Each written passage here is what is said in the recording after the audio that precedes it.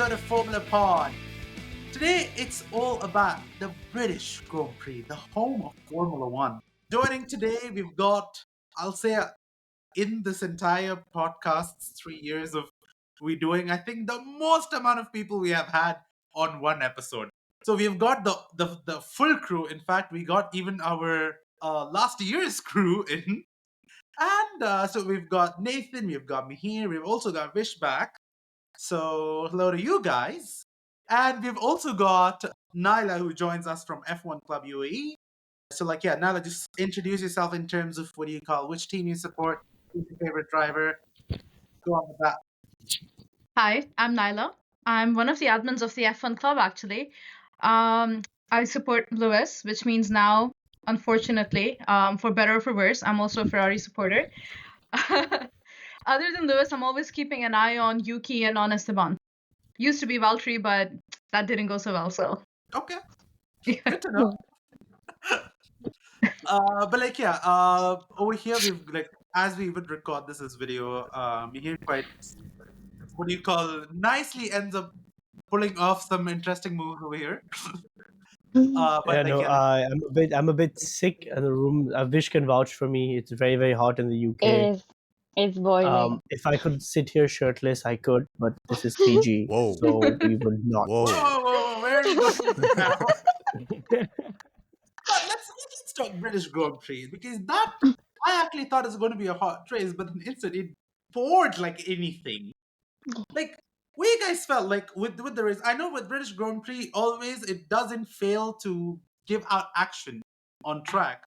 And because last year it was say with Lewis winning, this year it's with Lando winning. So much so for but let's hit it. What do you guys think about British Grand Prix? Let's start it off with Nathan. Man, what a race. It always delivers, like you said. Last year as well, we had the weather interfering with the race, and that kind of spiced things up. I mean, at the first part of last year's race, you couldn't tell if it was McLaren or if it was Mercedes who were going to win. And this time we had, obviously, both the McLarens doing an amazing job. And Max actually got pole, funnily enough, with that crazy strategy that he did in qualifying and applying that skinny rear wing, but that didn't help him. He spun out. Finally, he has a weakness, and it's funny. It's really funny that he spun out the way he did from a safety car restart, right? But it gave us action. It gave us a new podium sitter. I mean, come on. I mean, it's just the best. It's like the best feeling ever for a driver to get his first podium, obviously for a rookie, but for this guy, I mean, it would feel even more. I mean, it's just even more grand, I guess. And what a race. Yeah, completely agree. What's your thoughts, Naila? Silverstone is my favorite track. Has been since I started watching F1. I'm not gonna lie, I was a bit sad about Lewis's 9-year podium streak coming to an end. But considering it's Hülkenberg finally getting a podium, I can't be that mad. I'm sad, I'm not gonna lie, but I'm also happy for Hülkenberg. I really enjoyed it because of the rain. I feel like rain can make anything super unpredictable. You have no idea what's gonna happen. Like an Alpine double podium like we had in Brazil last year.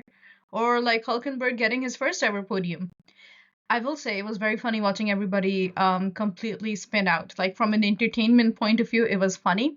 It reshuffled the race order quite a bit. A lot of people that I thought would be bigger players were not. So that was definitely interesting. Cool. We'll kind of come more on to Nico Hülkenberg in a moment. But Vish, what did you feel? It is your team's 1-2 coming at home. What was that feeling like? That was beautiful, actually, to see a British driver win the race, a British team win their first 1-2. And they have been doing that a lot this year, which I like to see. They pulled away quite a bit because, I mean, Nico's gap to Oscar was 34 seconds, which was, to be fair, brilliant. But in general, just seeing how the rookies fared in the wet as well, except for, I think, Ollie, everybody else DNF'd. And just to see the control that these guys have for their car. You can see that they're still learning how they Mhm. have to deal with wet races. I mean, UK was like boiling hot a few days before that and boiling hot a few days after that as well, you know, like it was just that weekend there was like raining. So we knew that there would be quite a lot of, you know, differences in comparison to like the other years, but to be fair, we didn't expect this much. So, which was a good alternative to what we expected.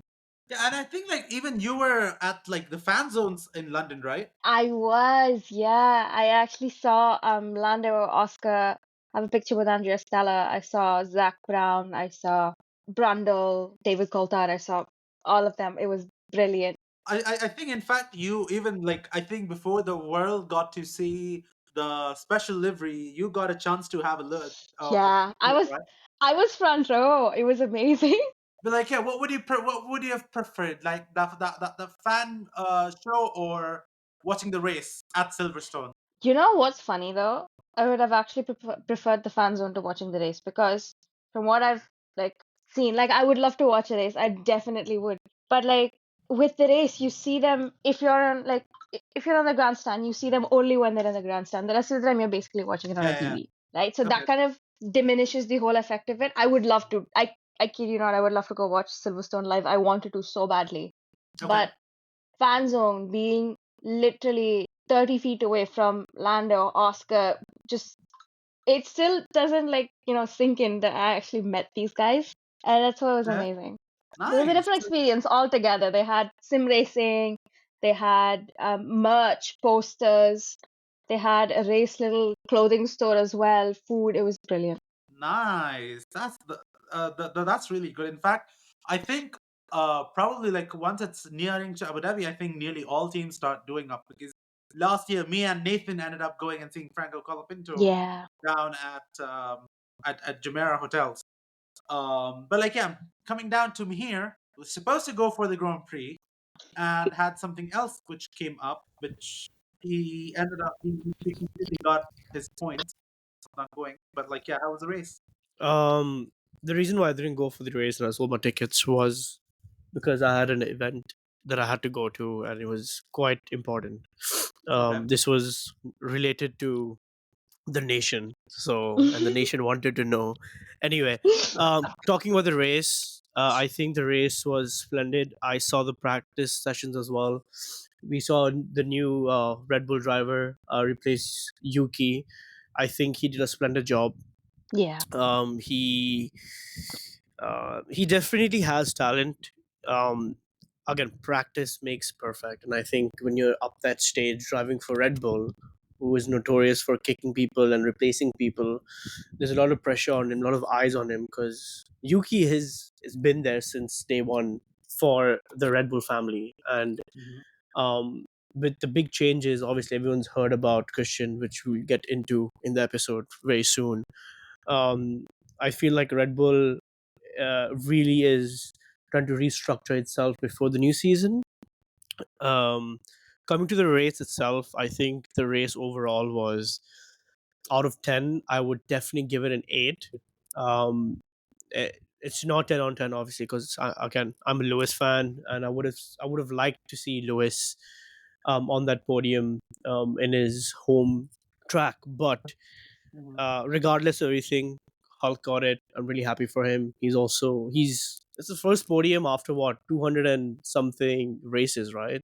Arjun, how many is it? Yeah. 239. 239 You are- races, Yeah, yeah. 39 yeah. starts. so that's absolutely crazy. And every time I saw that, my friends were just telling me, trust the process. And I was like, guys, it's it's not him. He has talent. It's the car he's been for all these times. Um, but yeah, but I loved it. It was really good. Like yeah, that's to be very honest. I really wanted Lewis on that podium, but then when I saw Hulkenberg on the on the podium, it's just that I'm happy at the same time I'm sad because like yeah, this guy it took him a good amount of time. In fact, before like he has been one of those drivers who've been there with the sport for a very long time. He was about to kind of get a win. The last time he was trying to do that, which I'm not exactly sure.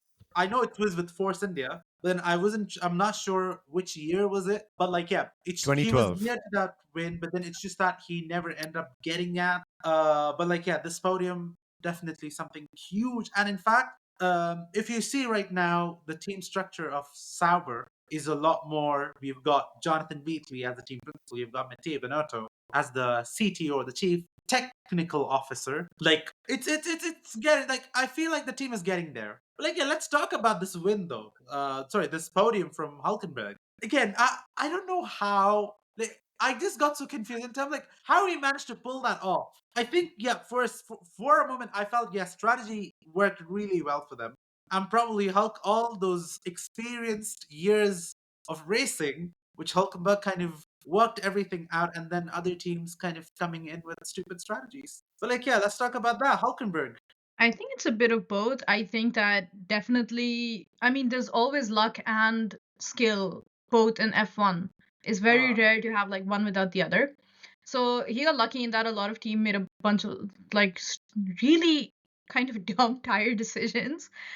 But the other thing, which I think does speak to his skill, is that he's one of the few that made barely any mistakes, if at all, in a yeah. race where like super experienced and skilled drivers were spinning out constantly or struggling with visibility, which, okay, I can't fault them for that, but obviously they were driving a lot more carefully because of that. And also he kept his cool when he had Lewis Hamilton on his tail, which is something that is very difficult to do. I think a lot of drivers can attest to that, especially Lewis Hamilton at Silverstone in the rain. So I think that he got himself up there. It wasn't just luck, and I think he should be given credit for that. Absolutely, absolutely. Nathan. That's very well said. That's very, very well said. I have an I weirdly have another theory of why Nico Hülkenberg has done well. And that's because 2025, if you look at it, has been a year of breaking curses. Seriously, it's the year of many firsts. Like if you look at football, Newcastle and Crystal Palace have won their first trophies in, I don't know, 50 plus, 70 plus Yeah. years in the sport. PSG win their first Champions League. Tottenham win No, no, their Tottenham. Hey, you know what? Ah. Hear me out. Tottenham no. won the Europa It League. didn't happen. They are known as This the will team stop. that doesn't win trophies, and they finally won a trophy this year. It didn't Harry, happen. oh You sure, hallucinated that. sure. As a Manchester United fan, I hope, I wish that didn't happen, but it happened. I have to No, I'm accept so it. serious. It didn't happen. I have no idea what you're talking about. And not only that, Harry Kane, who was part of that Spurs squad this year, he won the Bundesliga for Bayern Munich, and he won a trophy after. I mean, I don't know. He's never won a trophy in his whole career, and he's an amazing striker. And it's not just that. In cricket, in the IPL, RCB, RCB won their first IPL in 18 years. Since, they've never won that trophy. Not only that, South Africa won their first ICC trophy in, I don't know, 25, 27 Oh years. yeah. And then, They beat then Australia. exactly. And Yeah. then in the world of basketball, Thunder beat the Pacers all the way to game 7, which for the first time, I don't know, it's been a long time since we've had two teams that have never won the NBA championship to come to a final and for it to go all the way to game 7. I mean, it's crazy. And then Thunder obviously beat the Pacers at game 7. And then in F1, after 239 race starts, Nico Hülkenberg gets a podium. And it's just the year of, breaking those curses. Another one. McLaren won with a special livery. Haven't they not won with the special livery before? That's crazy. To be I have no fair, idea, but usually it's a special I livery think, curse. At least Mercedes has it. Yeah, I true. mean, I mean, you know what? Miami. McLaren have the chance of breaking another curse, I suppose. I mean, I don't know. I think the last time they won the World Drivers' Championship and the Constructors' Championship together was back in Hakkinen and Coulthard. I think that's when they drove the yeah, McLaren, which was back in Yeah, '98. because 2007 they got stripped of their constructors' points. Yeah, Yeah, because of the whole Ferrari. correct. Yeah. So maybe, I mean, I think we can say for sure that McLaren are going to win the World Constructors Championship, I and one of mean, those drivers are going to win the World Drivers' they're winning Championship. both. We just need to Yeah. know who's winning, the drivers. yeah. And after the race and all those, like, I even saw that sort of video which Nico Hulkenberg's wife ended up posting of his Cute. daughter That was seeing her cute. dad on the podium. just wholesome, I would say. Yeah, yeah. That was so beautiful, And he said honestly. he likes the trophy because his daughter can play with it. Yeah, like no, that one question that Oscar asked was kind of mean. Who would ask after 15 years of racing, the first trophy that you win is a Lego one? How do you feel about that? It's a cute trophy. I just hope his daughter I doesn't take it know. apart. But other than that, I know, but like, I mean, when Oscar asked that question, I was like, how can you do this to a man? He You waited know, 15 years for this. I think if I'm not wrong, the people who get the podium like at the Silverstone Grand Prix, I don't think they keep their trophies, do they? They get a replica of it. No. There is that ever roll. The rolling trophy is there, which is given to the first place, Yeah. and that still keeps on going on. But there are other trophies which the sponsors have their kind of bits on. But then this one was Yeah. specific, say because of the Formula One's partnership with Lego. So and the trophies didn't look bad. The trophies actually looked good. it was It nice. They looked were really They cute. were nice. really nice, yeah. I think Okay, Nico anyone can't have any complain, man. I mean, that's questions such a about unique Lego trophy to cars? It's win. true, yeah. I think he Anything wouldn't around the complain no Lego matter cars? what it was shaped like.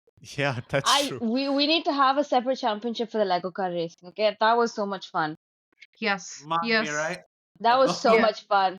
I've got one. Yeah. The fact that you have a McLaren one, I have one, I don't know. I just I moved have a houses, Ferrari one so it's somewhere. somewhere.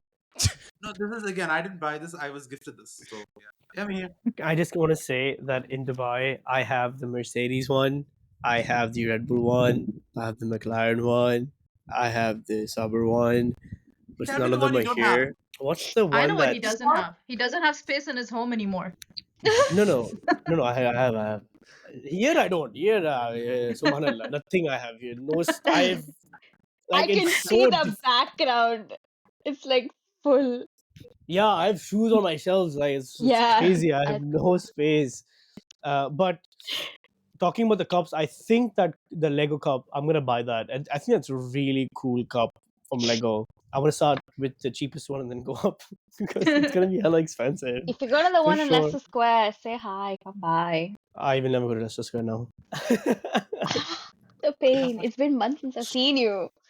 To all the listeners in Too bad. UAE, we're sorry. It's just that when you have two London lads on the show, things will take a turn because Yeah, idly you it's just just have that to what do you mind the call gap. London being, or not even London, like the UK being the home of Formula One. A lot of Formula One based stuff is readily available in the UK compared to in the UAE. Never say Yeah. Here at that, the dude. best, you'll only get UK it is like all the either at the football. track. There's a niche. I'm so sorry.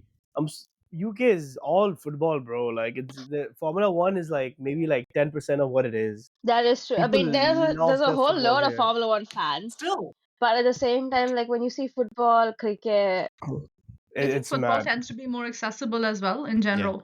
Yeah, it's for yeah. people who don't have much brains. They watch football. Um, No. wow. Okay. Mate. So the no, guy who because spoke is Mihir. I Just and not Nathan no. Bobby. No, I just want to. I just want to. I just want to explain a few things. Saving Right? your ass, Formula One. Nathan, No, yeah? I'm really not saving. Yeah, listen. Formula One, I'll tell you, is like quite technical because you have to like really understand why he's doing on what basis. Like if it's yeah. raining, but if it's raining too hard, why is he going on wet tires? Why? Because my friends keep asking me like questions, which is good. But then I've already repeated myself in the previous races, like why they've done this or why there's a safety car. Why is it a virtual safety car? Like one of my friends was like, why can't they afford a proper safety car? Like why can't they afford? Why is it like a virtual one? I was like, Bert, brother, like I have Remote work, no. dude. Bert went out Yeah, of a job. Okay. Okay, but to be very fair, there are also a lot of F1 teams that cannot answer all of the questions that you just put out. So I don't think we should be snobs about people not knowing technical things. okay, Arjun, please cut this part. Thanks. Like we literally had teams making tire decisions just this race that cost them a lot. So I think maybe we shouldn't be so mean to your friends for not knowing why. Okay, And sorry. I'm back. Like yeah, and can I also say I want to even shed light on Hamilton's overtakes. He again Huge fan. managed to pull off what do you call your in one corner two cars overtake. He still ended up doing it. And again, I'll say yeah, in the top three, of course, you've got your and like Hamilton had real chances, sure. But like yeah, I think that fourth I will still be happy with the fourth. He outqualified Charles Leclerc in every aspect of the race. If it's quali, if it's the race, or some of the pre practices. But yeah, I like I am happy that Ferrari didn't mess up his strategy that much. I feel like there's a reason for Again, I that. didn't say didn't mess up at I, all. I feel like there's a reason for that. Really? And if I'm not wrong, I think Ferrari lost Hamilton's GPS in between Yes. during Yeah, the race. So I He think didn't yeah. know what to mess up. exactly. So if they don't have the guy in the system, I think Hamilton was pretty happy that he was not even on. He He was wasn't not even on G. bothered at all at this rate, right? Yeah, I mean, yeah. jokes and banter aside, I do feel like Ferrari has been getting better with strategy overall. Like, I know it's still That funny to is laugh at true. them. I do it a lot. But we can't It's not forget. even funny. It's very ironic for some goddamn Yes. reason. To The thing be is, fair, I feel like I they think. do. Sorry. Sorry. No, to be fair, I think it's just because of the like Lewis is part of the team now. I think it's like he also might be helping them when it comes to strategies because he's done Yeah. that for Mercedes. He specifically said that Mercedes has not taken as much into it, and I feel like Ferrari are actually like using it compared to what Hmm. Mercedes would have made use of because they've seen Lewis win so much with Mercedes. They said maybe we can use this. Having Lewis as part of the team Hmm. is never going to be a detriment. I think he's So proven that. Yeah. yeah, so it's always gonna be like you can see from the beginning of this year, their strategy's not been that bad most of the time, and I think credit has to be given to Lewis and him being just a part of the team. I agree. I think that, I mean, last year they were doing pretty well as well. Like, we can't forget that they were almost first in the Yeah, constructors. They gave McLaren a fight for it till the last race. But also, I feel like a lot of it is down to the fact that with Lewis, he doesn't, like, I'm not saying he doesn't respect the legacy or history of Ferrari. I think he doesn't make it bigger than it is, which might have been the problem with previous drivers, where you know that phrase where it's like no one is bigger than a team, and I feel like Ferrari really buys into that. But when you have a hmm guy coming in who already, like, let's be honest, it would be nice if he won more, but he could never win again and he would still have nothing to prove to anybody when it comes to who he is as a driver, his place in the sport. So I think maybe he doesn't have that kind of mental block of like, I can't call them out, they're Ferrari. He Hmm. knows hmm he can, and they know that he can. And I think that they also know that it would make sense to listen to everything that he has to say. Yeah. Um, Especially with his history, with the fact that look where Mercedes were, look where they are now. If there's anything that can be said about Mercedes as a team, you cannot discount Lewis's feedback. And Yeah. if the car is yeah, good this year, it's because he was experimenting last year. yeah. Hmm. I think there are a couple of things that they're still missing out on. I don't know whether it was in Canada or Austria, where Lewis was pitted earlier than what he wanted to be Mm-hmm. pitted. And there's still some, communication needs to be fixed. But other than that, like, I mean, they're doing really well. Mercedes is doing really Mm. well. I mean, like, to see Ferrari, Mercedes, McLaren do amazingly well, it's brilliant. Mercedes doing really well. I'm sorry. What? See, but I mean, Which world is when that? you look at it, no. I'm gonna explain what I mean. When you look at it, yes, they're not winning races as much as McLaren is, for example. But at the same time, like they're top five. Yeah, That's but not they just bad. lost. They just lost second place in the constructors to Ferrari. Now I'm happy about that, but like, Oh yeah. Why are you complaining? no, I'm not complaining. I'm just like, Not kidding. I'm just trying to because see, look, I really think George did a blunder for Yeah, for I this mean, Grand Prix. Such a big blunder. So did Charles. Yeah. I do agree with that for yeah, sure. I mean, that call to go on the slicks in the formation lap. I mean, In what the yeah. world was that going to work out? it's They funny. they channel the movie. It's really funny because Fancy for chaos. no, it's funny because I think the wettest part of that track was sector 3, and that Yeah, you don't cross sector 3 really that much, at least the last few corners, once you enter the pit lane. So it's kind of pretty hard to get, to judge, I suppose, but I don't know. I feel like it's still such a stupid call, I mean, that that's why you have a team so that they can look at that data and then tell exactly. you what to do. That's also why you have your weather app so you can figure out how much it's raining. Yeah, I But mean, it over was here such we've a got one car that lost GPS. And he's been Yeah. like, you know what? I'm driving on my own terms now. Leave it. Honestly, though, considering he's still, I think he gained a position overall from where he qualified, and then Yeah. Yeah. considering Yeah. what his teammate did, I'm sad he lost the podium streak, but I'm overall happy. I feel like he's getting more comfortable with the car. I guess we're gonna have a better idea of it next race. But yeah, Mhm. could be worse. It's Ferrari. It could always be It's worse. it's it's going to be Yeah. worse. Trust me. No, Nico, No. Nico getting the podium and Lewis not getting it has its ups and downs. Like on one Yeah. hand, Lewis lost the podium, but at the same time, like I think Nico you could have won. switched He Oscar and got. Lewis, and then everybody would have been happy. I would. To be fair, what I think, I know I'm gonna start talking about McLaren just a bit, but like No, you can go on. Oscar, Anyways, my next topic of this one is anyways McLaren. beautiful. Go for Bringing up, bringing up Oscar and him switching. Oscar's penalty. And see, He's Max the was George better and better. Max, Max Verstappen over there. George and Max. See, Max deserves everything back. Okay, that man. I'm sorry. Like, I have a love-hate relationship with Verstappen, but with Oscar as well, like I genuinely really like Oscar.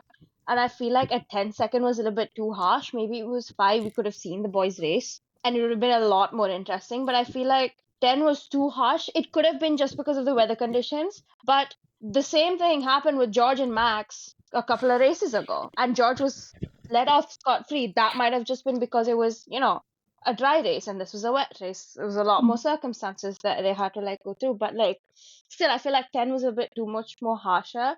Although I do appreciate the 1-2. I would have liked to have seen, a fight between them because like Oscar was like 6 seconds behind Lando. So it would have been nice. But at the same time, like Oscar was not even given like orders. Like you could like hear him talking to Tom in the last like few laps. And Tom was like, yeah, just don't race. Just follow through with the position that we're in. We're not going to swap, nothing. Just drive what you can. And we knew in 3 laps, 6 seconds were not going to be, Especially in the rain, I guess. Realistically, exactly. that's not going to I work. didn't feel it was very unfair considering, like you said, it was a wet weather race and conditions were really, really tricky. Like, I think our onboard from Isaac's helmet that we saw when he crashed into Antonelli, they couldn't see anything. So I feel like in those conditions, yeah. But I also feel like the movie pull was very egregious. Yeah, like it was entertaining, but it should have been penalized. Yeah, And like, I'm not gonna lie, watching Max spin out was one of the highlights of the race for me because, that was again, beautiful. yeah, yeah, it was. I liked it. In fact, Man. I feel There like were we a need lot to of make really good spins. a part of the podcast Russell and Max, I episode. enjoyed those. I'm not gonna lie. Like, I love the horses. yeah, that this. In fact, this is kind of part of our episode today in terms of the spins, as in what do you call the flair of spins are improving. Ballet lessons. Because you look at Austria, you had Verstappen spin, Pierre Yeah, Gasly that was spin, beautiful. and that too they do a full 360, get properly aligned on the track, and then they drive through. Max's was beautiful. Oh, Bless you, Kimmy. Okay, well, what's going on, Nathan? I have no idea what's going on. Everyone's talking about Max Verstappen. I thought you were talking about McLaren. I mean, what's happening? Look, I I really think Vish think, and I can agree that we enjoy when Max suffers. yeah, I We mean, do. They've known that for like years. I think everyone does. I mean, look, it's funny because this is, I'm talking about Oscar and his restart.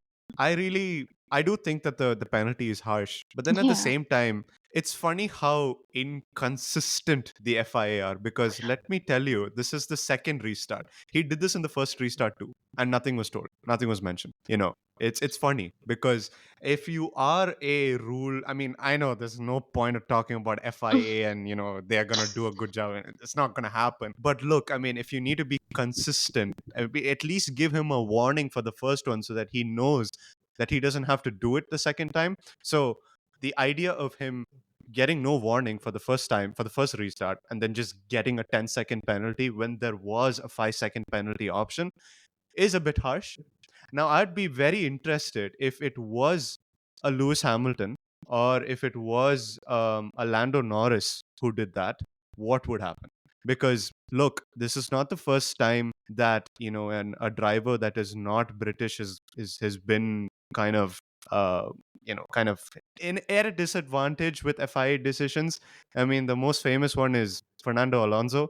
I mean, the guy had literally just been getting penalties left, right, and center. And to be fair, like most of them were not even, I mean, it didn't even make sense some of the time. So, and Hmm. I don't know. I mean, it's obviously it's not proven that, they are British bias or whatever, but like, it's just a funny coincidence. Yeah. I mean, I guess there's a lot of like, oh, if this, then that. I do think that the British bias that people speak about is mostly the stuff that they see in the media because, Sky Sports. When it comes to the stewards, I think it depends because, I mean, think we could go on and on about the fact that there is no consistency.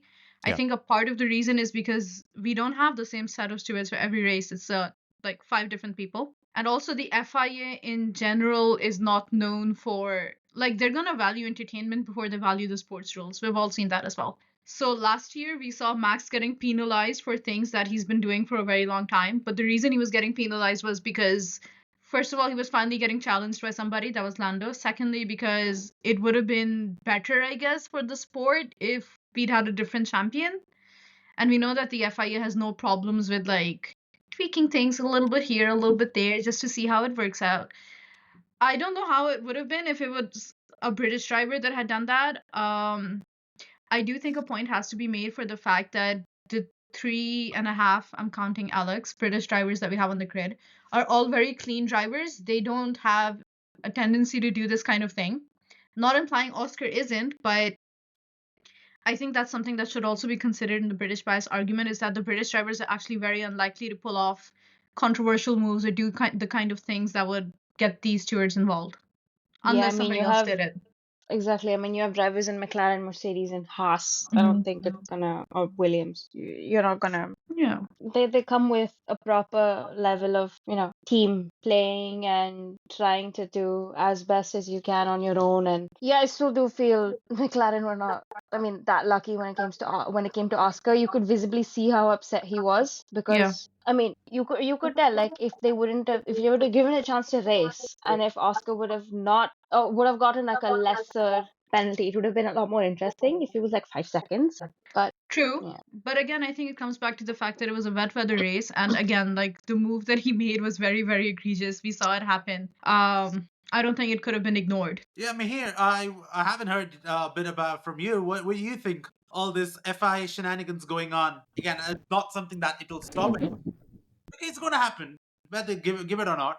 But like, yeah, your thoughts, dude. I lost hope in FIA when Michael Massey made that decision. I literally think it's all rigged. And when I say rigged, I mean it's who kisses Michael's ass more gets more leverage. That's what it seems like to me. And I'll be very brutally honest. It's always, I feel like that one decision has really changed the way racing is and will be in the future. Because now, like I always say, Formula One is not about racing anymore. It's about business. Whoever makes a more, whichever team makes a more marketable like audience gets leverage. In this case, it was Mercedes and Red Bull, and people were kind of. If I just wanted to play some game just to make it more interesting and rather not follow the rules.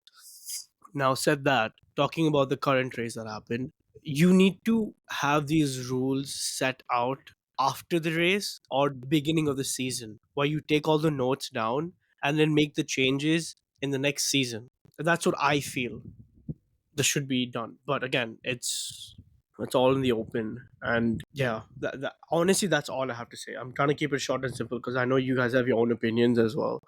So No, I FIA, if you're agree. listening, Yeah. please take notes. Please take yeah, notes. just I please, think more just transparency is also something that the GPDA has, the Grand Prix Drivers Association has asked for and not gotten, which I would be very interested in knowing how that goes because last year we saw them make an Instagram, put out a statement. They want to know what happens with the money they pay for fines. They want to know how decisions are made. And then we never had any response to that from the FIA. Not that I can remember. it's very simple. It's everything's internal. That's all Yeah. it is. It's all Which is internal. why the Instagram and statement was in itself a surprising move, at least to me, because I would have figured this would be something they'd want to sort out behind the scenes instead of making it that public. Hmm. Well, see, that's the thing. I feel like the reason why they've done that is because somebody was in the heat of speed. They were like, you know what, speed heat. Like, let's just get this done. Let's do it. And then he or she sat down, and he was like, wait a second. We don't have evidence to put in. And if we do, we'll get screwed because I'm pretty sure they do a lot of under the table shit, Mhm. shenanigans, sorry, to actually get things right and wrong. Again, like I said before, I mean, Formula One is it's a great sport to watch. Don't get me wrong, guys. We're not trying to like diss on Formula One. Formula One still stays the same. It's just that everything has politics these days, including Formula One, which is now one of the most popular sports to be watched. Not in the correct way. People still don't know the whole reason why us Formula One fans watch the practice sessions, or we shout at the movie theater when we see the Formula One movie, saying, "Oh, this has definitely not happened." uh, That yeah, I'm pretty sure all of you listeners have Bro, watched don't the get movie me will understand. started. I don't watched the movie, even. by the way. Two cars I go watched the movie side by alone. side with DRS zones open, like, dude. Okay, but to be fair, people that started watching F1 right after the movie already got a crazy wet weather race, which actually did Yeah. have like an old person on the Mm. podium. So, you know, Good introduction to it, but like, and the second thing that happened within days. yeah, it was Red I Bull. want them to experience another race, which is where, Oscar Piastri wins by like 45, 46 seconds. And it's like the most boring race because, to be honest, let me tell you, as someone who has watched Formula One from 2018 onwards, oh my goodness. It was only that, man. It was only that. Lewis Hamilton and Valtteri Bottas would fight each other in the first three laps. And then after that, Hamilton wins by 50 seconds, 40 seconds, 30 seconds. I mean, he's great. But man, those races, as a Ferrari Okay, fan, I couldn't bear it. I couldn't watch it. I so just just couldn't. to be clear, it's fine when Lewis does it, but I have huge problems with anybody else doing it. I hope that clears it up. That I'm is what. kidding, I'm kidding. No, But madam, honestly though, madam, 1 second. yes, yes. I agree with you. I agree with Thank you, thank you. madam. This madam is the best. All of you, Arjun is okay. Nathan, Okay. wish to you to leave, please. Love you too, Mihir. You're amazing. Bro, I will never come to Leicester Square. You can beg. Never. Watch This me new come to the girl, Lego store. this Watch me. new Lewis fan, my goodness, she's winning hearts by the second. Naila, what have you done? She's spitting facts. Spitting facts. Spitting facts. Yeah, anyways, let's move on. Okay. Okay, so now it's the time of this podcast where we're going to discuss who, according to you, was the biggest surprise and the biggest disappointment. Let's start with Mahir. He has got too Lando much Norris. energy now. He hasn't Lando spoken for a while, Norris. and now he's just What? ready Lando about that. Norris. What? Which category is he in? That's Oh, yeah. for the audience to decide now. Sir, speak. He's No, asked okay, you the but- biggest surprise or biggest disappointment, and you're saying audience will decide. uh, no, okay. So let's get serious. I think I'm very, very happy with Hülkenberg. Obviously, I think he's done a phenomenal job. I think the one person I'm disappointed in is Max. I know what the McLarens are trying to do. The McLarens know for a fact that, and Vish, I vouch for you on this one, because the McLarens they knew they could overtake the Red Bull, but they really wanted to stay behind his tail just to make him, like, as soon as he makes a mistake, they overtake Go him. for it, But yeah. they kept pressurizing him from the back. Even though McLarens are way too quick, they're rockets this season. They really wanted to like bully Max, and Max I was can getting respect bullied that. right, left. Yeah, that's racing. Like, that's absolute I racing. loved it. Yeah. Okay, I'm saying Vish, we don't want your input. Relax, okay? Jeez. No, but I think the McLarens did a wonderful job. Zach is doing an amazing job. Lando Norris, I feel like he is definitely getting out of the rookie stage, and he's climbing his ladders to be as good as, I want to say, not Lewis, but definitely Max. He's definitely getting better than Max, and it's not even the car. I feel like it's also the skill he has, the patience he has. Max is still struggling with a lot of tire degradation. He's also very, very impatient with his tires. That's what I've understood as well. Even during the wet tracks, he wasn't really giving in. He was just trying to overtake as much as he can to just climb up the ladders. Genuinely, I feel like the the McLarens, even though had a very good advantage in the start. There were a few mishaps that happened. The corners, they lost a few seconds in few corners, but they regained as soon as the track went dry. So Lando Norris is my favorite. Max, disappointed. I was expecting a bit better from him. I think I'm going to go for something a bit different, and I'm actually going to go for teams here. And I'm Okay. going to say that obviously the biggest surprise is Kick Sauber, and my biggest disappointment is Williams. Now, the reason why I say that is because Williams now have 59 points and are on fifth. Kick Sauber is on 41 points and they are sixth. There's a difference of 18 points between them. Okay, and now James Wells has come out and said, okay, this is it for 2025. We're not going to upgrade the car. We're just going to go with how it is and, see how it works. Carlos is, he's kind of struggling to get in grips with that car. Alex Albon, I mean, he's from the start of the year, he's been showing and he's proven that, he is the lead driver now at Williams. Obviously, with Carlos getting used to the car, obviously, Mercedes engine, obviously, you have to take that into consideration for sure, definitely. But Kick Sauber, for me, that driver pairing of like Gabriel Bortoleto and Nico Hülkenberg, I mean, Austria, they did a really good job. Obviously, they did such a good job, and to follow that up with Nico Hülkenberg's heroics, especially in a race where you can catch it can catch people out, and it did catch Gabriel Bortoleto out. By the way, obviously to drive in a wet track, it's not easy, even for a rookie. But that's where you need the experience, and that's where Nico Hülkenberg shines. And I think that's why I believe Kick Sauber are my biggest surprise, and Williams, unfortunately, are a disappointment. I mean, for me, I don't know. It's it was a part of it was There was a point in the season where they were challenging Ferrari, and I was depressed, even like so depressed. I mean, like this is a point where I just didn't even imagine, like, okay, there's no way we are getting top 4 this season. But guess what? Ferrari are now second. I have no idea how that's happened, but it could be because of Mercedes probably and Red Bull. But yeah, those are the two surprises and disappointments. No, like I agree with you on on Williams, because at the start of the season we were seeing really good performance from them, and then all of a sudden that dip that started coming down was just insane. Mm. But like, yeah, Naila, what's your biggest surprise and biggest disappointment? It can be teams, drivers, moments. Go for it. Okay. The biggest surprise was obviously Hulkenberg on the podium. Okay. It was pretty good, of course, but it was a surprise. I don't think anybody expected that. My biggest disappointment from a personal perspective would be Hamilton losing the 9-year podium streak. But even more than that, and I say this as somebody who is neutral to negative on Mercedes, I was very surprised by how mishandled this race was. Okay. Considering that it's Silverstone, considering that Russell is usually good here, is good in general. The call for the tires and the fact the way he was spinning out. Antonelli, you could say it wasn't his fault, and either way he's a rookie, right? In these conditions. Yeah. But Mercedes is a car that's usually good at colder tracks. It's good in the rain. We had a Mercedes win last year. I mean, yeah, the other one did DNF, but you get what I'm saying. And I don't know. I don't think I was expecting blunders of the level that they were doing, which, by the way, also leads me to I wasn't expecting the race that we saw from Charles. It was disappointing. And second last? I thought for one he was the only episode, one who'll do that. I thought for one episode, he was not going to be mentioned. Ferrari was just going to be put to the side. But okay, No, Charles needs to be brought up. Ferrari did a good job. It's just that not with Charles, with Lewis.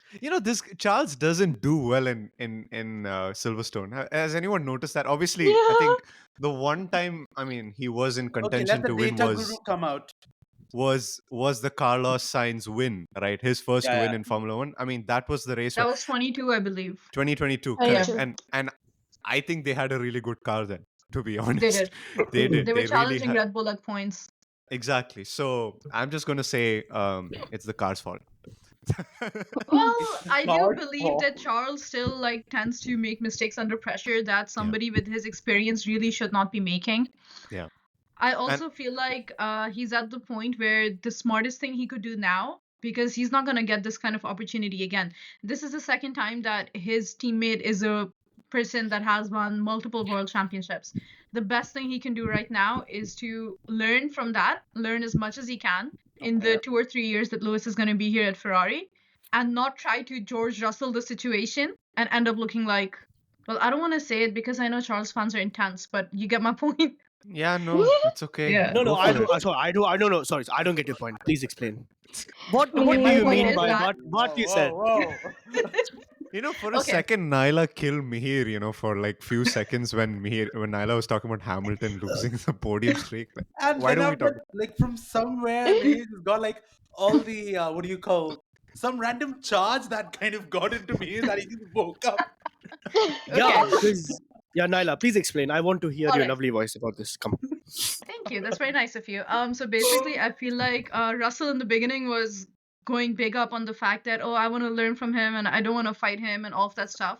Which, like, yeah, come on, we all knew that he wasn't gonna like sit down and do nothing about the fact that his teammate is Lewis Hamilton. And I'm not saying he should. I feel like that would be very boring to watch. But I feel Mhm. like when you come up with the narrative around their years as teammates, 2022 was a year where they were both experimenting a lot, but Lewis was doing the bulk of it because he was the one who was, who'd been a part of the team for years, who was the more experienced between them. And then all of that got thrown out for 2023 when Mercedes didn't take any of his data on board. They come up with this like weird Frankenstein concept of a car. But the funny thing is, it seems like George has kind of bought into the hype that people have created around him, saying that, oh, he beat Hamilton, which I can understand why he would. Like, as somebody who's relatively younger, inexperienced, you do want to. It's good for your brand if it looks like you've beaten a world champion.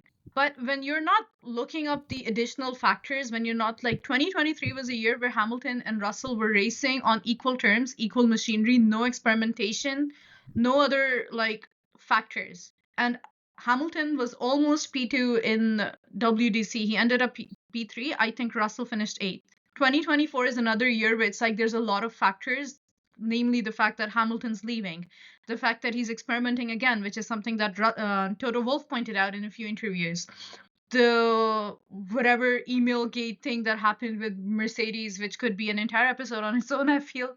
I don't know if you guys did that, but it was crazy. So I feel like when you have somebody like Russell claiming that he's beaten Hamilton, it's an intellectually dishonest statement because you have to ignore a lot of factors if you're making that statement as fact. And the one year where they weren't actively competing against the car and just against each other, Hamilton beat him soundly. You cannot dispute that. And I think the thing with Charles now is the fact that he has the opportunity to either do what Russell did, which is to fight Lewis at every turn, buy into whatever narrative is going to come up, because there's always going to be an interesting narrative when you have a world champion against a younger but talented driver. Everybody's always going to root for the underdog, and that underdog is usually the younger driver. But you cannot discount the fact that any younger driver is going to have a lot to learn from a driver like Lewis Hamilton. He learned from Sebastian and he beat Sebastian. You cannot deny that. But if Charles wants any hopes of winning a championship at any point in the future, he's going to have to play this very smartly, because if he keeps challenging Hamilton, which I don't think is what's happening, by the way, I think that the vibes, for lack of a better word, at Ferrari are much different than they were at Mercedes. But I think we're going to know a lot more about where they stand with each other next year. In the meantime, we can argue about whose dog is better. But like, yeah, we've kind of gone from drivers to dogs now. Wish, let's hear your biggest surprise and disappointment. Yalla. Okay, we've talked about McLaren and Lando winning. We've talked about Miko. We've talked about Lewis. We've talked about Williams, Sauber. I wanted to go in a different direction and talk about the rookies. I feel Okay. like we didn't give them enough importance today. Okay. To from that perspective, you can see my biggest surprise was the fact that Ollie was able to hold on to not DNFing. And yes, he had that little turn with Ocon, which was beautiful to watch. But but at the same time, despite that spin, Ollie was still able to, finish the race, unlike the rest of the rookies. So just to see how the rookies have all come from the same level of experience that they have, same number of hours in FP1 last year, and just to see how each driver deals with the car and the weather and how it is, to see Ollie being able to hold that till the end of the race was beautiful. My biggest disappointment was the fact that drivers like Kimi or Isaac, more specifically, weren't able to maneuver properly in the race, because we've seen Isaac in F2 in Monaco. He was amazing. The way he was able to swerve, I don't remember who the other driver was, swerve around the car in the tunnel, that was beautiful. You know, so just to see drivers that have that much amount of control in a car. I know an F2 car is different than an F1 car, but like it's nice to see like a good difference. But I would just wish that, more drivers would have done it a bit more better. Like, they would have enough training in the rain as well. But yeah, that just wanted to bring up the rookies for a bit. Mihir, now you go. Oh boy, there's so much. I feel like I think the Haas. I had nothing more to expect than Haas. Like it's just whenever I see a Haas, I'm really not interested because they don't take racing as seriously as uh, uh, uh well any other team. That's my opinion. That's again, you guys have your own opinion. I feel like Haas is just there because it's a racing billboard. That's exactly how I feel about Haas. And what they did was, I understand it's a very rookie mistake, but you can't make these mistakes for such a small team because every race is crucial. That is one thing that they need to understand, that they cannot make. Mercedes can make that mistake and still recover from it, which they already did once. I don't know if you guys remember that Lewis Hamilton one. It was huge, but Haas, they can recover from that. But these guys, if the one race and they're done, like they really need some points. That's my view. Okay. Yeah. Anyways, I'm gonna go say in my surprise and disappointment. Surprise, Lance Stroll on top 3 for a good amount of time. Yeah. The I was goat. like, what The is happening? The Did goat. you? I was He like, is the did these GOAT. guys It has to listen be to our said. podcast? Yeah. Like, it's insane, insane. Yeah. Like, I don't know. I was like, I was just looking at the top 3 and like, what the hell? And then by that time, you've got Hülkenberg kind of catching in, and then Hamilton kind of catching in. Pierre Gasly came in. Again, I gotta say, like, a marvelous performance from this guy. Gasly. Dude, Gasly Gasly. was good. I'm sorry. Gasly. I mean, that Alpine is horrendous. Mhm. And that reminds me that I think we should call that the blue dustbin because, green dustbin, blue dustbin thing. Green dustbin, We blue should- The we blue should- dustbin. and pink dustbin. Sure, why not? I mean, gender reveal dustbin, whatever. Look, listen. In the end of the day, That traumatized me. No, someone actually did that. A gender reveal with an Alpine. Yeah, yeah. that's fine. That's wonderful. I Nathan, did you see a cannot joke say last things year like that, that, dude. No, I listen to saw me. a joke last year that Max was going to do a gender reveal by either pushing a pink Alpine off track or a blue Williams off track. That's mad. That is No. mad. Yeah, but so like yeah, Gasly and Stroll, I would say biggest disappointment. Here we go, rookies. I expected a bit more from Isaac Hadjar. I expected a bit more from who you Kimmy. call Liam Lawson. Can we say he's a rookie at this point? He's no more. He's technically not a rookie, I but then mean, whatever. I don't know, man. and Liam and I'm Lawson, not and I'm not like, surprised with Franco Colopin too, because he anyways all wet races he end up crashing some of the other thing. see, So I leave don't know that if you aside. can, I don't know if you can say that about Liam because Ocon took him out, so it's kind of harsh because, like, I mean, And you in never know. Isaac's defense, he literally couldn't see a thing when he hit Antonelli. We saw those Yeah. onboards. Yeah, I mean, it's just Oh, yeah, fair unlucky enough. for V Yeah. carb. It's just very Oh, wait. unlucky. Scratch all of that. Yuki Tsunoda. Yeah. Mm. I can smell Sergio Perez again. Where is he? No, but Cadillac has his eyes on No, Perez. no, I mean, like, Okay, this. can we talk about that Red Bull though? Because in general, I don't know if it's a second seat curse or if it's the fact that the car was, as they say, built around Max, which again, there's really no way of saying that for sure, but it could have been. Or it's the fact that they're just feeling the loss of Newey now in a way that wasn't that obvious last year. Mm-hmm. I think it's all of them. Speaking of Red Bull losing things, Here, you don't go out to your lapel, dude. Oh boy, Dude, if What I'm is- your doctor, it makes sense. brother, the Red Bull call it bullshit now. There it's the is no downfall point. era. It started Red last Bull, year. It's It ongoing. had to. Apparently, it's been going on for a very, very long time. I'm done. and it's about time that he actually left, because it's a Mhm. sign, right? I Yeah, think one more person left from Red Bull last year, which was, Jonathan I forgot his Wheatley. name. You're right, Jonathan Wheatley. exactly. That should have been a call sign for all of us, that there's so much of internal drama. I follow this Instagram page where I get all these like itsy bitsy gossip from about Red Bull. The And I spice. found, yeah, and I feel like, well, most of it is not, most of it is correct, most of it is not. So I kind of like Mhm. wait till the official spokesperson, Exactly. talks about it in detail. But this came out like a few weeks ago, and I was like, no, that's impossible. Now I have a feeling that, well, there are a lot of people saying this, well, that Christian left so Max can still stay in Red Bull and take up his legacy. But then a lot of people are also saying that Max may just leave because how there's so much of internal drama within Red Bull itself, as if for now, regarding obviously um, Christian Horner's disaster that he did, and he was allocated for some vulgar reason, which I will not speak about. And there's just so many things, and apparently Max's father as well said that he's not a really good team principal. He's not okay with he's not very open minded about the new ideas. And coming to Yuki as well, I feel bad for Yuki, and it's a curse. I'll tell you why it's a curse.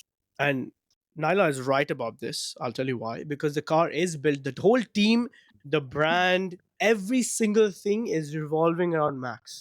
Yuki is supposed to support Max to win races, not to win races for himself. That's one thing that people need to understand, that Yuki is never was never meant. I want to read. I'm actually trying to get a hold of Yuki's contract, which is impossible. But if I do get some bits, I want to see a few of his clause of him leaving, because he'd rather leave and join another team, because he's not doing really well in the team, and he's only making a disaster for himself. Which is sad. He was really, really good in Visa, Cash App, Red Bull, Racing Bulls, and all the other companies' names included in that title. But I feel like Red Bull has this way of like rallying around what they call their golden boy. It used to be Seb, and now it's Max. And the thing is, they don't have. It's kind of like how Michael Schumacher and Ruben Barrichello's contracts explicitly stated that Michael's number one, Ruben's is number two. Like it was an explicit thing in those cases. I feel like that's kind of the dynamic that we see with Red Bull as well. Plus the mid-season drivers changes. There was this entire thing. I don't know if you guys remember it. Checo won a race or was on the podium. I don't remember. And then he posts on Twitter in Spanish, "Quiero ser campeones, I want to be champion."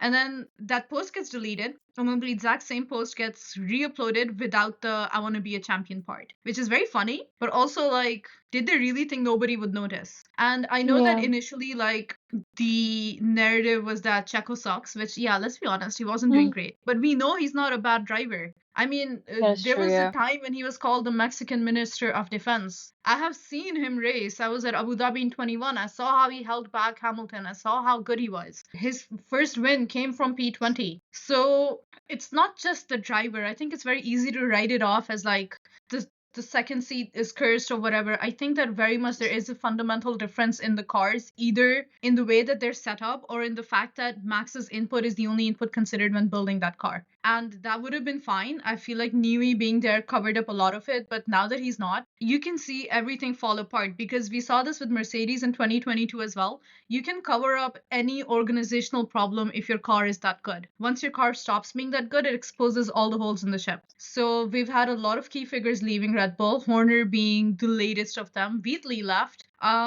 I think their head of communications or somebody, two other people left as well. As Yeah. well as And Adrian Newey. yeah, Newey, of and course, is Adrian. the biggest, like, and I think that that was very And indicative of the we internal even environment in had Red Bull.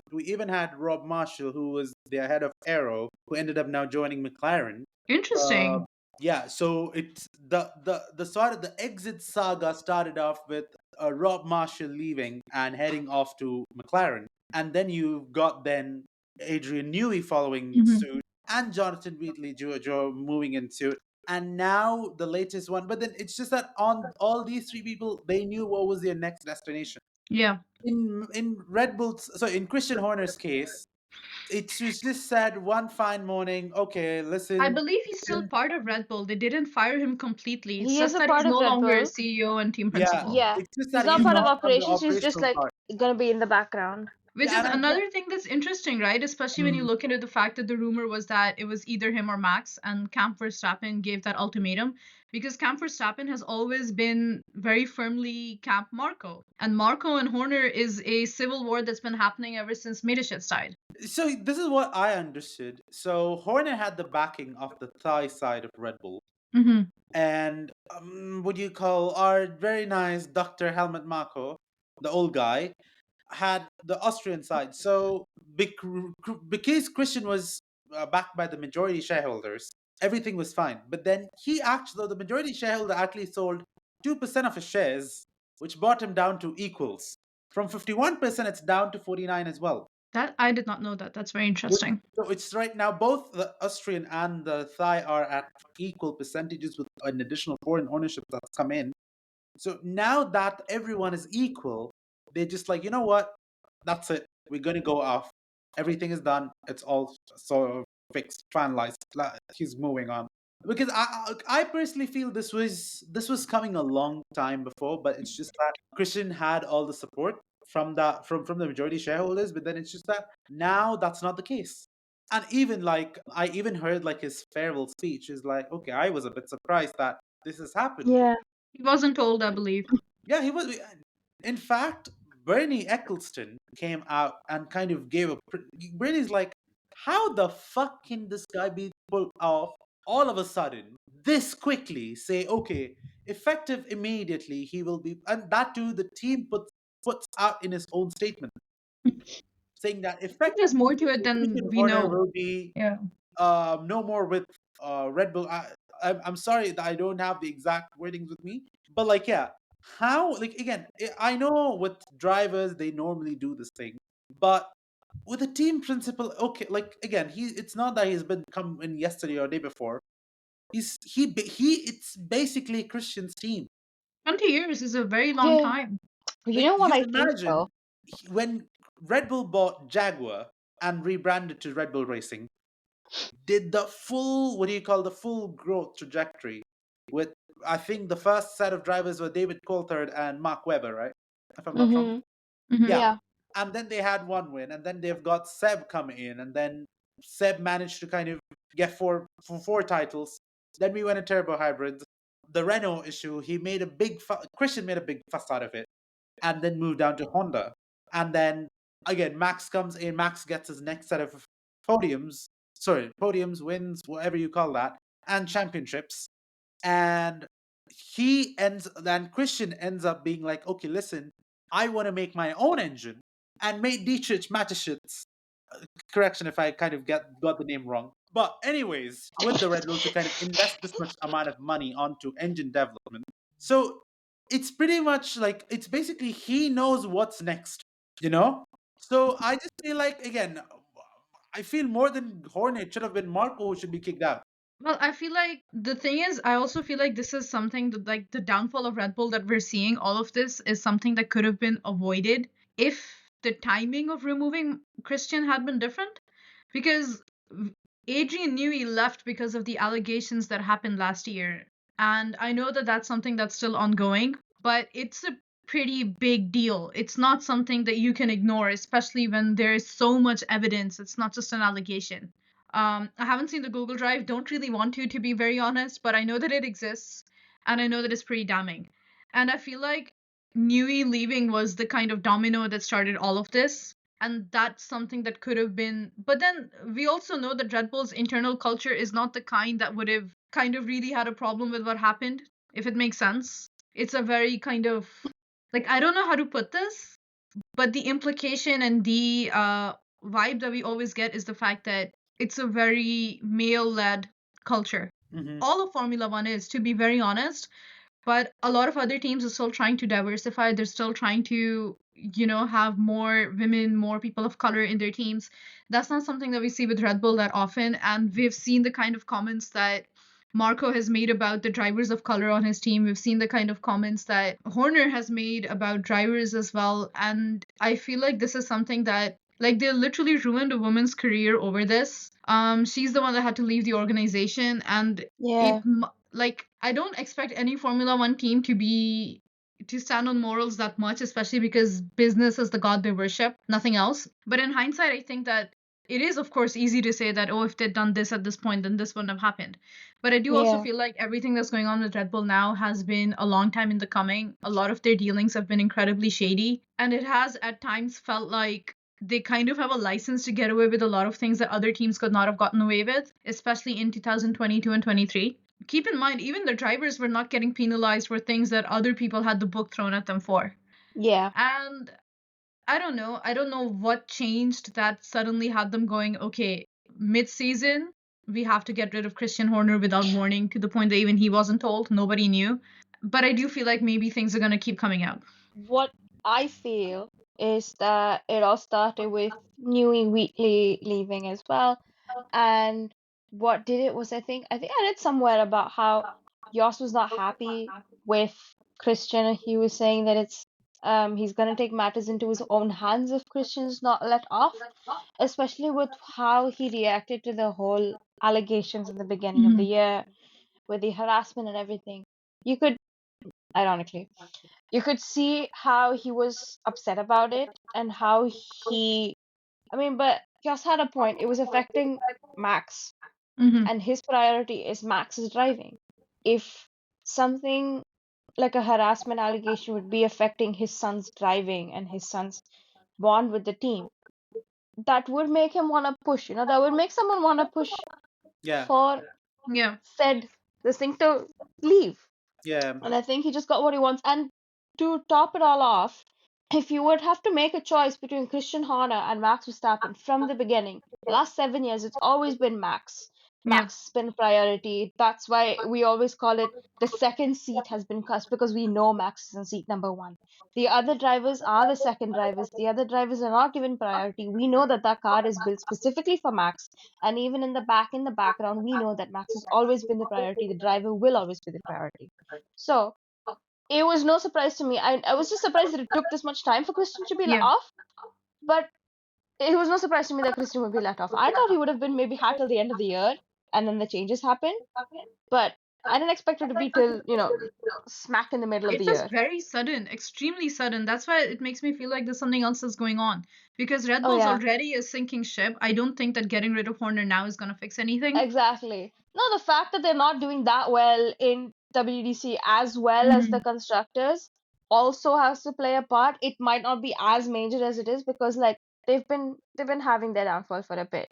Max has Yeah. been trying. He's the only driver that's been trying. I think it's also the fact that they have replaced 4 drivers in the last like 2 years, which is Yes. not ideal for them. Crazy.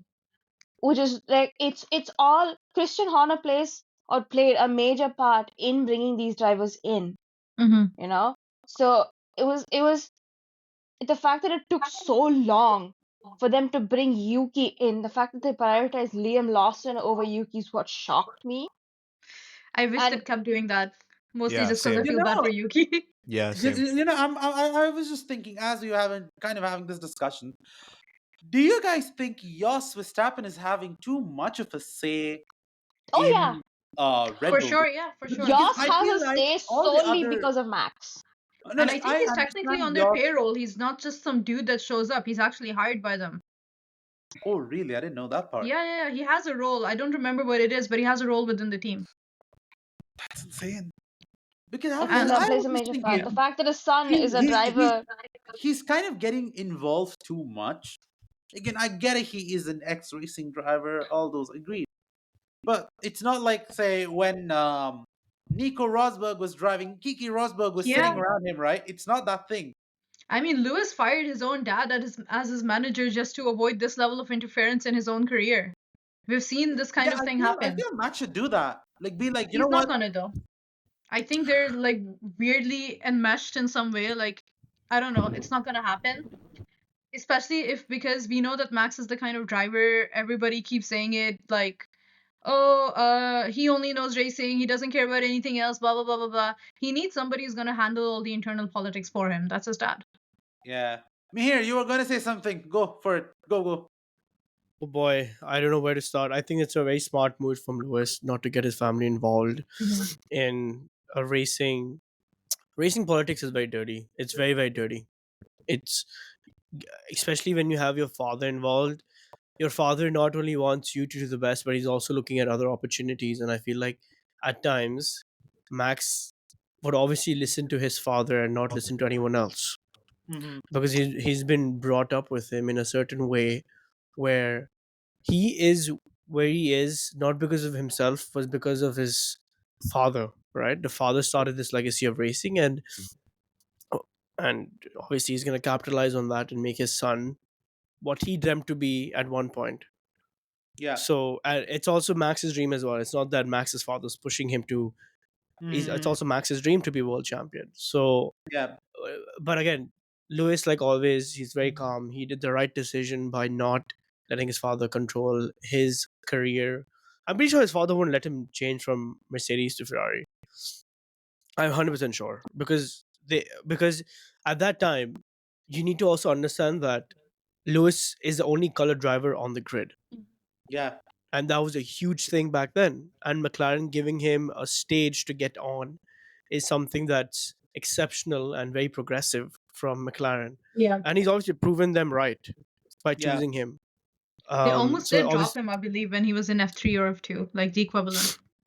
exactly. So Yeah. so his father would have definitely said no, because I've read a lot of like books on Lewis Hamilton, and it was either racing or he was gonna play the drums. Really? Yeah, Damn. yeah. No, Nathan just casually looking at his drums. no, just I could be FYI, Lewis Hamilton. if What? if if there is a degree called Lewis Hamilton, Mihir has taken like a doctorate in that. Oh Yeah, yeah, Okay. absolutely.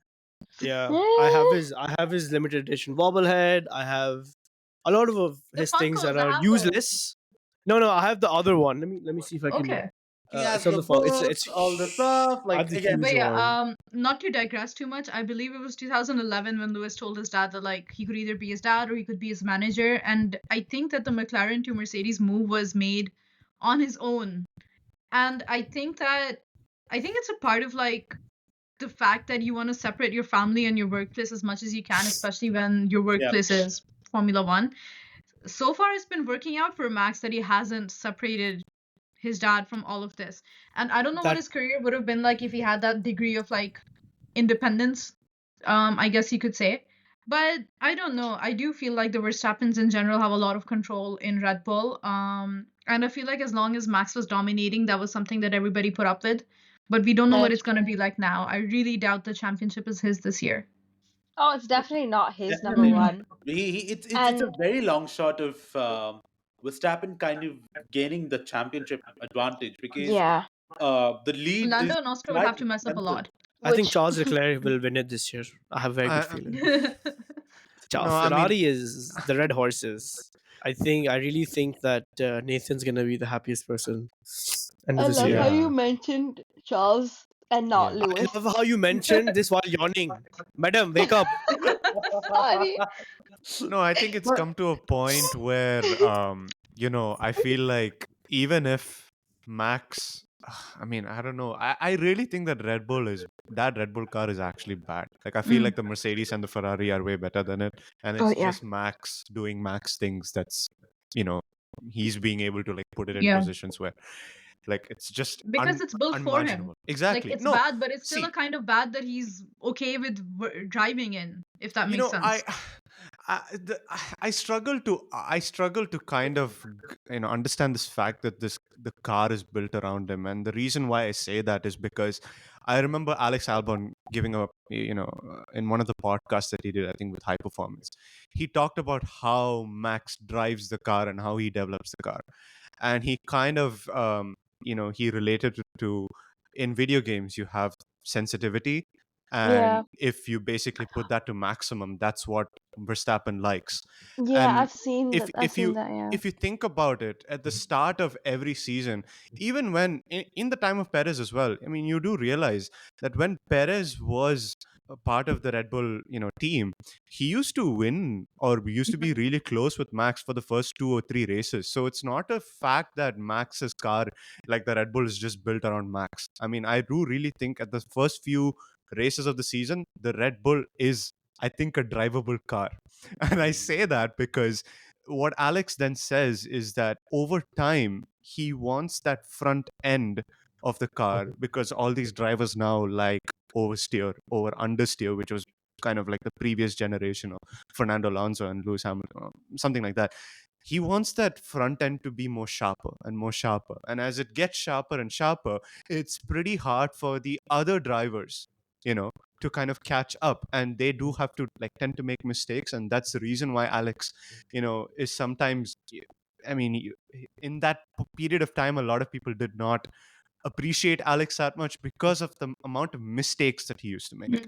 And well, you can see it right now. I mean, look at him. I mean, yeah, obviously right now the trend of Williams is not that great, but the reason why they are fifth is because of him. And Yeah, for sure. Yeah.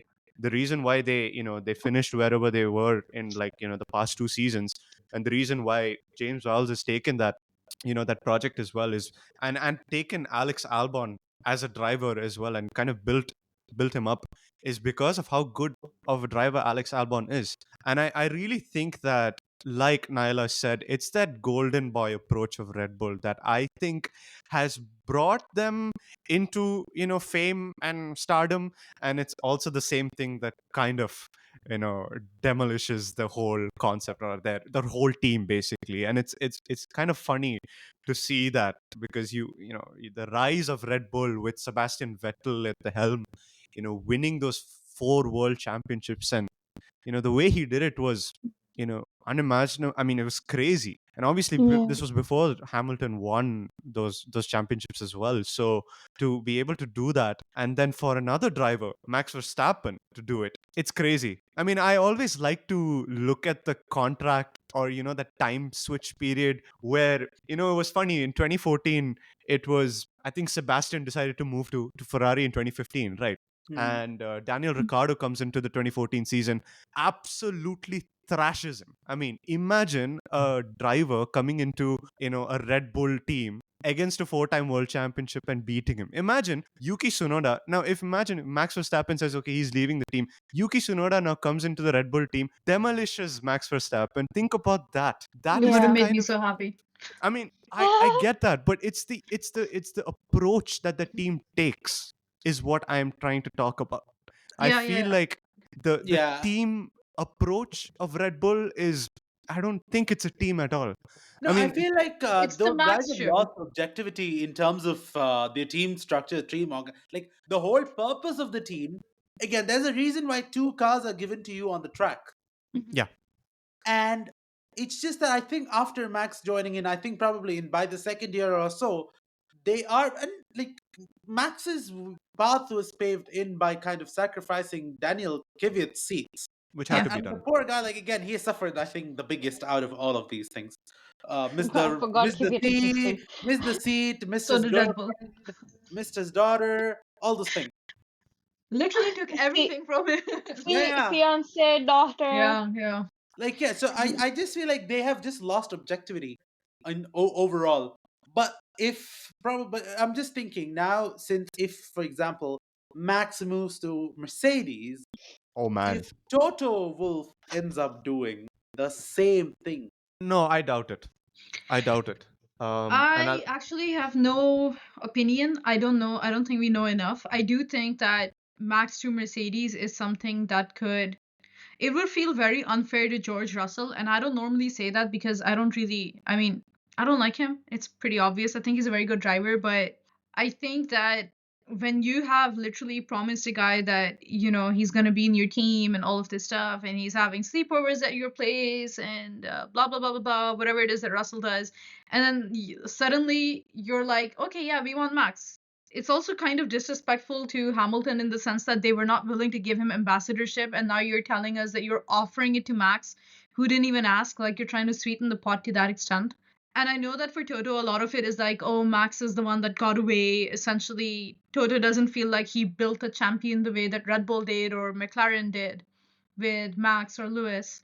But I don't know. I think that it would be very strange seeing Max at Mercedes. I think that it would be very unfair to George Russell, which I know means nothing. None of this is about what's fair. Yeah. But yeah, but still. And I think it would be very interesting to see who Red Bull get if they're going I'm for a just full swap with George and Max. I'm just thinking of this pattern, like when Seb Vettel had his championships, 4 championships he won. Then after that, nothing happened, and then a Mm. major driver swap happened, and then the car got better, and then you got Max winning another 4 titles. Now that again, now Mercedes says they're going to come back into dominance. God knows if Yeah, that they said that in 22 as if well. that's So. going to ever happen. And now you've got what do you call Andrea Stella being the team principal, and you've got Mhm. ex Ferrari chairman. I forgot his name. It's Luca something. I forgot his full name. Vishruti Yeah. may should be knowing this. If she doesn't know, I am going to be so disappointed. She doesn't know. Anyways, now for a good amount of Ferrari blood, like during the winning days, is now handling McLaren. And McLaren is on path to its second consecutive constructors and first drivers championship. So, and next year we have new regulations, new things. Everyone says Mercedes and power units are going to be the best. But on the other side, we are hearing, okay, Ferrari may have advantage. I hope so. I hope so. I really hope so. Not for any of the Ferrari powered cars, just the Ferrari car. Yeah. Not for the And customer, just for the Arjun, I know the name. It's just it's a little hard to pronounce. You googled it right now. No, I know What's the first it's a little name? bit hard to pronounce. It's Luca. It's Luca D something ma something. If I'm pronouncing the last Okay. name. Poor Luca is going to be very sad when he listens to this podcast. Sorry, What is- Luca. If Luca can It really pronounce came Vish's up. name, I'll call it even. Yeah. Luca di Exactly. Montezemolo. Montezemelo. There we go. Um. But Look, yeah, I don't know. Like it's very funny. I think I made up my mind and I called it from the start that look, I don't think Red Bull. I mean, I don't think Max is going to go, and the reason is that is Max's team. And I think from a Yeah. position like that, if you're going to leave a team and go to another team, and I don't know, it's like Well, you're Mercedes losing. was Hamilton's team. Well, true, I See. get that. No, that's for sure. But like, listen, I mean, to have that much of power in a Formula Mm. One team and Mm-hmm. then leaving that, it will be the most It funniest thing if he did. it'll It be would be the very most funniest thing. ironic. Yeah. But Mm. I seriously don't think, and I think we know. I feel like the reasons why we hear a lot of these Max to Mercedes rumors is because Toto and George have a disagreement. And that is Yeah. in terms of their Yes. contract. And I feel like George wants to solidify his position at Mercedes, be Mhm. that lead driver. And obviously, because with Kimi Antonelli as well, he has, that senior role in the team and he wants a longer contract. But I think Toto disagrees. And the reason why he does is Yeah. because, 2026, now we have the Max Verstappen thing. You never know. And if you look at it from a business point of view as well, it just makes sense to have one of the most decorated Formula One drivers in your team. And that's why Ferrari is always pulls those drivers, you Sebastian Vettel, Kimi Raikkonen, Lewis Hamilton, so Mercedes wants to do that. And I feel like Mr. Kalanius, the CEO of Mercedes, has also given the green light for that 102 million pound kind of The drop the buyout. the Yeah. buyout of buying out George Russell's contract, and then at the same time, or whatever he has left, I guess, I don't know. And obviously the buyout clause from Max Verstappen's contract at Red Bull.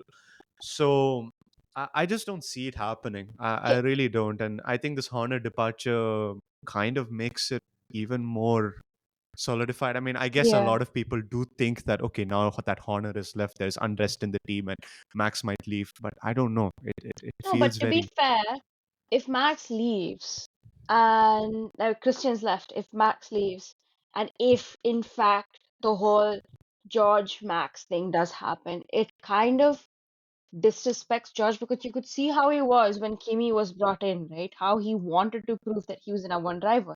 There's a reason that Mercedes chose Kimi and not Carlos because George wanted to prove that he can be a number one driver.